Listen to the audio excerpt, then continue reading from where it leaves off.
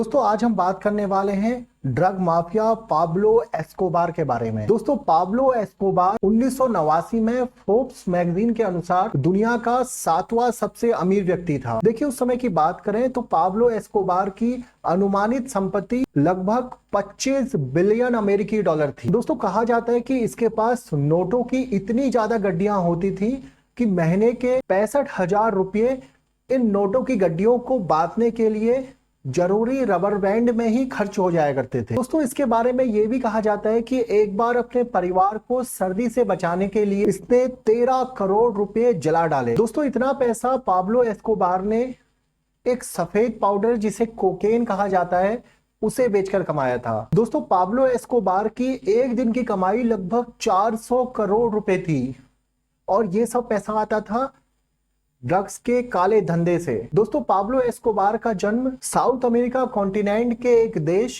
Colombia में हुआ था। कोलंबिया के मेंडेलिन शहर के एक छोटे से कस्बे में पाब्लो एस्कोबार ने जन्म लिया और ये साल था 1949। देखिए पाब्लो एस्कोबार के परिवार की बात करें तो पाब्लो एस्कोबार अपने 7 भाई बहनों में तीसरे नंबर पर आता था। पाब्लो एस्कोबार बचपन में काफी गरीब था और बचपन से इसका सपना था देश का राष्ट्रपति बनने का और संसद में जाने का। और पाब्लो एस्कोबार संसद में गया भी, मगर सीधे तरीके से नहीं, गलत तरीकों से। दोस्तों पाब्लो एस्कोबार ने पैसों की कमी के चलते वकालत की पढ़ाई आधे में ही छोड़ दी और इसके बाद उसने गांजे की सप्लाई की, फर्जी लॉटरी के टिकट बेचे और कारों की चोरी करना शुरू किया। इसके बाद 20 से 21 की उम्र में उसने पहली बार सबसे बड़ा कांड किया। उसने एक अमीर आदमी को किडनैप कर लिया और उससे लगभग 4 करोड़ की फिरौती हासिल कर ली। दोस्तों अब साल आ गया था 1970। इस वक्त कोलंबिया में कोकेन का धंधा जोरों पर चल रहा था। पाब्लो एस्कोबार भी इस धंधे में कूद पड़ा और धीरे धीरे उसने इस धंधे में अपनी एक गैंग खड़ी कर ली। दोस्तों साल 1976 में 39 किलो कोकेन के साथ वो एक बार पकड़ा भी गया था, लेकिन पाब्लो ने जज को रिश्वत दे दी और रिहा हो गया। दोस्तों इस वाकये के बाद पाब्लो एस्कोबार ने लगातार सरकार में मंत्रियों, सरकारी अफसरों, पुलिस वालों सभी को रिश्वत देकर अपने तरफ कर लिया। दोस्तों साल 1978 तक पाब्लो एस्कोबार की गैंग ने यूनाइटेड स्टेट ऑफ अमेरिका में बहुत सारा कोकेन का सप्लाई किया और यहाँ के लगभग 80% कोकेन की सप्लाई में पाब्लो एस्कोबार का नाम आया। दोस्तों पाब्लो एस्कोबार की कोकेन की स्मगलिंग करने के कई तरीके थे।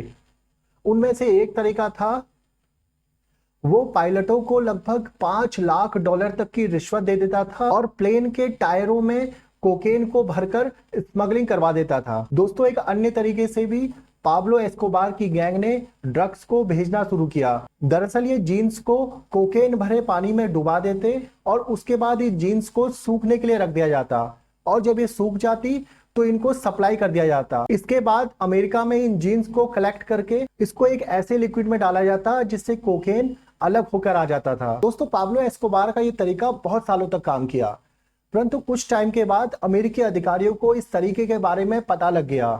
अब उसने एक नया तरीका निकाला। उसने जीन्स को भेजने वाले डब्बों के साथ यही किया। डब्बों को कोकेन के पानी में डुबाकर फिर उसे सुखाकर उसमें जीन्स भरकर भेज दिया जाता था। अब अमेरिकी अधिकारी जीन्स को चेक करते थे, परंतु डब्बों को वो कूड़े में फेंक देते थे। इसके बाद पाब्लो एस्कोबार की गैंग के आदमी उन डब्बों को कूड़े से निकालकर उसमें लगी कोकेन को वापस ले लेते थे।